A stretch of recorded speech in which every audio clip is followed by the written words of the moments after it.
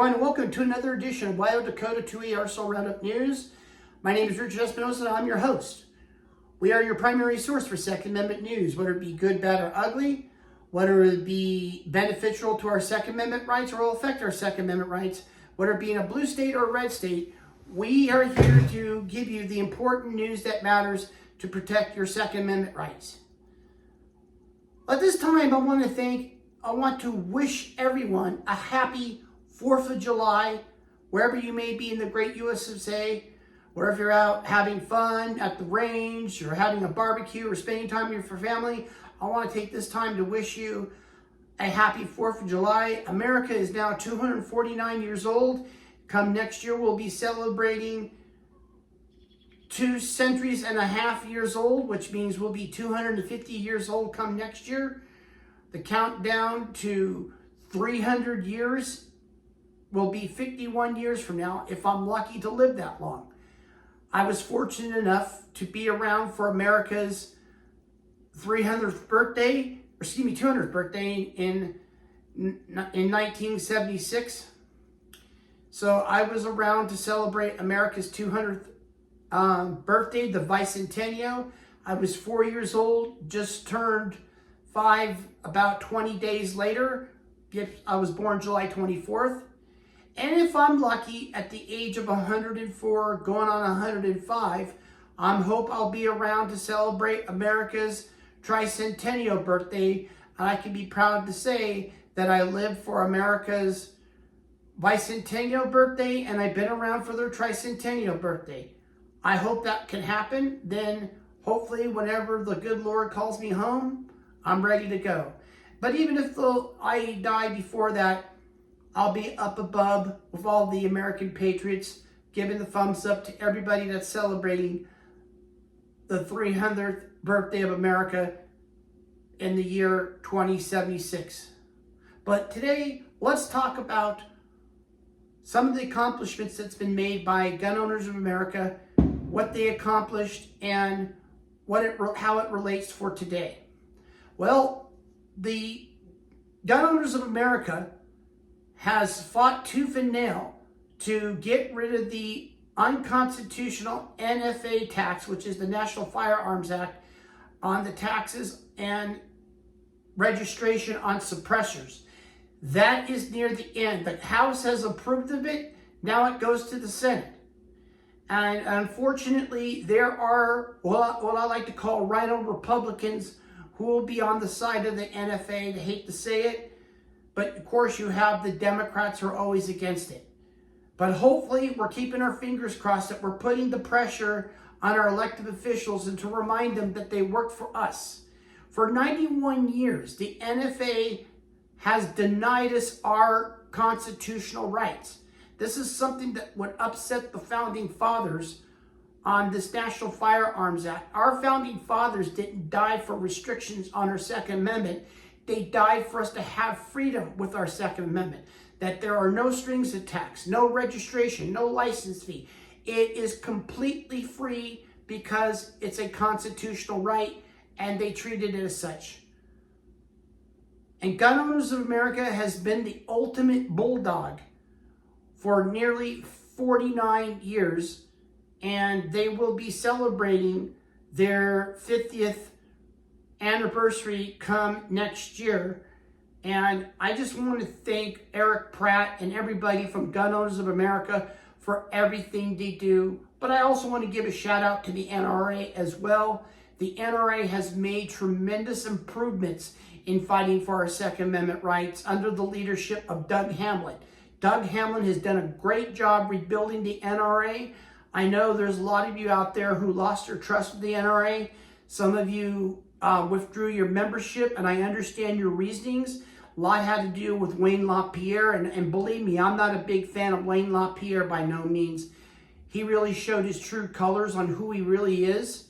But Doug Hamlin has done a fabulous job in turning things around for the NRA, and I hope that they will continue the good work. And there has been a great partnership between Gun Owners of America and the National Rifle Association. As Eric Pratt mentioned before, he has mentioned that Doug Hamlin will do a fabulous job taking control of the NRA, and believes wholeheartedly that Doug Hamlin will lead the NRA to the right direction as they partner together to fight for freedom and to bring our Second Amendment rights back to where it belongs, to we the people. Because as far as I'm concerned, we should not be dictated on what firearms we should own and can't own. It is set in stone. A well-regulated militia, being necessary to secure a free state, the right to keep and bear arms shall not be infringed. But let's talk about today, about the 4th of July. Why this day is important. Our founding fathers gave their sweat and blood and tears for us to have a Second Amendment right. Our founding fathers knew as well as we did that in order to secure a republic is to have an armed republic.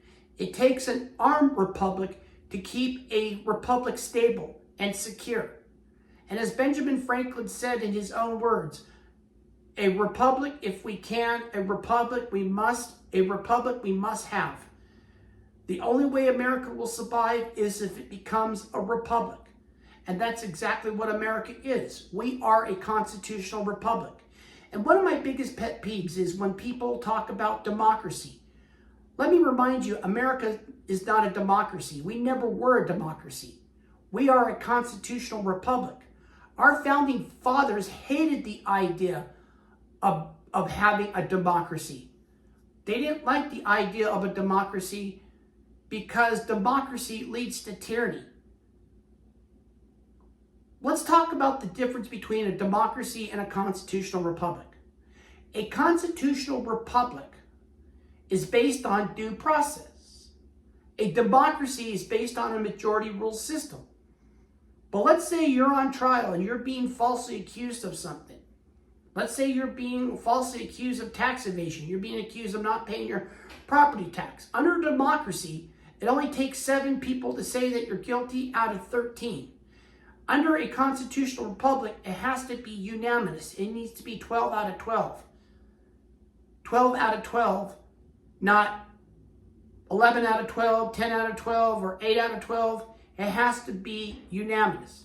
But let's say under our constitutional republic, under the republic system of our constitutional republic, you're on trial and you're being falsely accused of something and you want to defend yourself. But let's say 11 jurors think you're guilty, but it only takes 1 juror to say, I disagree. He did nothing wrong. He paid his taxes, so I'm going to vote not guilty. While 11 vote guilty, the other one says not guilty. That means you have a hung jury. And that means that the prosecution has 2 choices. If they think that they can prove their case a second time, they can move forward. But if they think that they can't prove it a second time, then they can let it go. That's what makes us a republic, because we're based on due process and options. Everything is through due process. A democracy is just on majority rules. And that's basically how the King of England ruled his law, on majority rules. If 7 out of 13 people said that you did this, then you did this, and then you go to jail. If 7 out of 13 people say, yeah, we can take your bike because we want to, then that 7 out of 13 say that they can, they'll take your bike away or take your personal property. But under a constitutional republic, it's based on due process. We have to go through every step of the court system in order to get an innocent or guilty verdict. And that is why we're all innocent until proven guilty in a court of law. Under a democracy, you're guilty until proven innocent. That is why our founding fathers despised a democracy. And I get sick and tired of the media talking about democracy this, democracy that. This is bad for our democracy. This is a threat to our democracy. We're not a democracy. We are a constitutional republic. It's time that people know the difference between the two. What would you rather have? Would you rather be judged by 12 people, and if, let's say, 10 say you're guilty and 2 say you're not, and then you get another chance? Or would you rather be under a democracy where a majority rule says, yeah, you did it, you're gone, goodbye, we're going to take your property. Which one is better for you? You be the judge. And that is why our founding fathers wrote a constitution. That is why our founding fathers built a republic. Because our founding fathers knew that their time on earth would soon come to an end. And when it did, they wanted to leave instructions for us to follow in order to secure our republic and our future. Our founding fathers knew what was happening today would happen in the future if we did not keep our guard up. That is why our founding fathers wrote these instructions so that we can fight against those who want to bring democracy into this country and not have a stable, secure, constitutional republic. That is why we as Americans must stand our ground, vote, and hold our elected officials accountable. It's bad enough under the 4 years of Joe Biden, we've had a huge problem with illegal immigration. But let's talk about immigration. Let's talk about how illegal immigrants are a threat to our Second Amendment rights. There's an old saying, firearms have two enemies. One, rust, politician, and I'll throw a third, illegal immigrants. Illegal immigrants are a serious threat to our Second Amendment. You know why? Here's why. Because the illegal immigrants will vote for the Democrats who are against our Second Amendment rights. So in other words, when you have gang members from MS-13 or Trende Dewagla coming into America, they're the ones who are going to have guns, not me, because the Democrats and all the radical socialists and even the rhino Republicans, because I'm not going to lead them, I'm not going to cut them any slack, they're going to vote against my Second Amendment rights. When they limit my Second Amendment rights, Trende Dewagla and MS-13 who are in the United States illegally will have guns because they don't obey the law. That is why criminals vote for Democrats, because they want their victims to be unarmed, because they're not going to obey the law anyways. So that is why they want to vote Democrat, to keep the innocent unarmed and keep the criminals armed. That is why the Democrat Party is becoming the pro-criminal party. It's become a communist party. It's become a party of uncommon sense. That is why the Democrats depend on the illegal immigrants, because the illegal immigrants are the ones that keep them in power, and it gives the Democrats the power to take away our Second Amendment rights. And that is why the illegal immigrants are a threat to not only to our Constitution, but also to our Second Amendment rights. But also, you also have the law-abiding immigrants who understand freedom, who understand prosperity. And I want to give a shout out to the legalized immigrants, especially those who became American citizens. If you recently became an American citizen, you're now my family member. Welcome to our country, brothers and sisters. We welcome you. We understand why you came to America, because you want to make America better. I had the pleasure to talk to legalized immigrants who came to this country, some of whom who come from communist country. I've talked to people who come from China. And recently at a gun range, I saw a guy who was Chinese. He was Chinese, an immigrant. He was firing a gun for the first time, and he had tears in his eyes. He cried because he said for the first time in his life, he knows what freedom is all about. He finally got to taste what freedom is, because in his country, he couldn't do that in China. But here in America, you can. And that is why I have respect for the immigrants who come here legally, who understand the hell that they went through in their old country.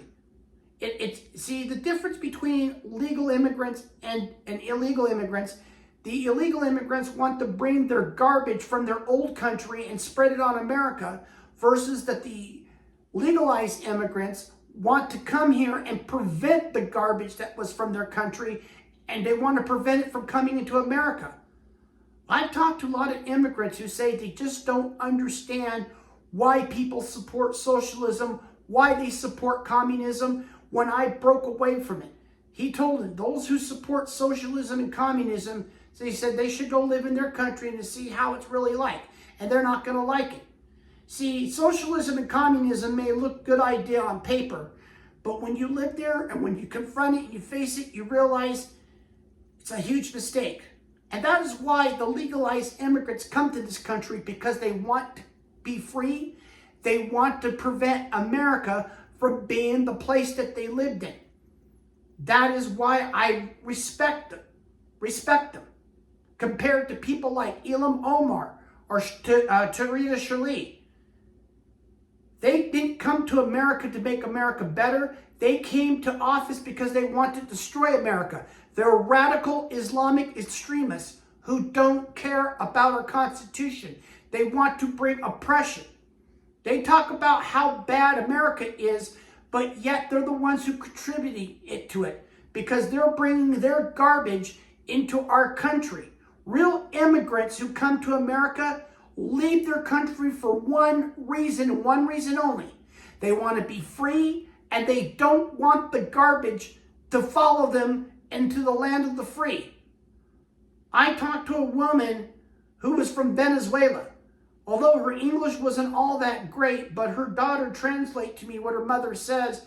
When she saw all this garbage, this graffiti, and this filth, she told me, I worked so hard to come to America hoping it would be a better place, but these idiots are destroying our country and turning it to the country I'm escaping from. And I told her, you know what? Work hard, do your part, vote, read the Constitution, and I guarantee you, you'll play a contributing role into protecting America. And according to the daughter, her mother went to night school to learn English, and she's learning to read American English, and she's learning to read the Constitution, and she reads the Constitution in Spanish, but she also wants to learn English because she knows it's the way to survive, compared to those who thinks it's racist that we demand immigrants to learn English, but they tend to forget that learning English prevents other people from taking advantage of them.